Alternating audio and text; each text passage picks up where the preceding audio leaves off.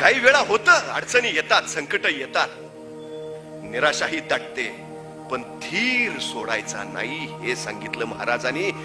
पुरंदरासह 23 किल्ले मिर्झा राजेला दिले, त्यावेळी स्वराज्यात फक्त 16 किल्ले होते.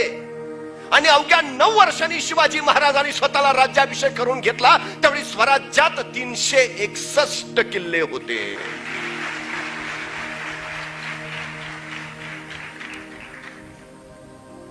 जे घडतं ते चांगल्यासाठी घडतं. ते द्यावे लागले म्हणून तर महाराजांनी अति उर्मीनं 361 किल्ले ताब्यात घेतले.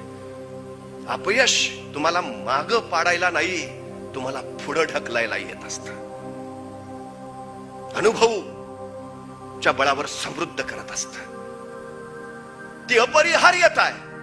अपयश येणं म्हणजे तुम्ही कुचकामी आहात, तुमच्यात प्रचंड कमतरता आहे, तुम्ही लायक नाहीत असं अजिबात नव्हे. हा काळ येतच असतो, दिवस झाल्यावर रात्र येणं अपेक्षितच आहे.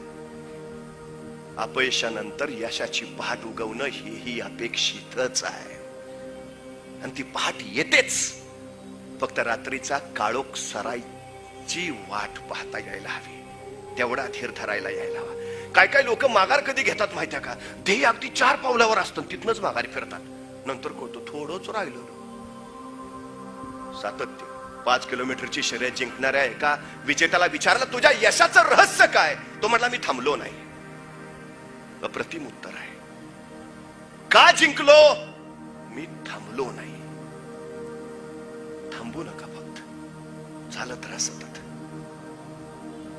पळतच राहा. पण पळता येत नसेल तर चालत राहा. चालतच राहा, पण चालता येत नसेल तर रांगत राहा. रांगतच राहा, पण रांगता येत नसेल तर सरपटत जा. सरपटत न येत नसेल तर घसरत जा, लंगडत जा. जा, पण चालत राहा. जोपर्यंत पोहोचत नाही तोपर्यंत पुढे जात राहा. काही अडचण नाही. तुम्ही कोण आहात याचा विचार करू नका, तुम्ही कोण होणार आहात त्याचा विचार करा. समोर ते ठेवा सतत, मग यश.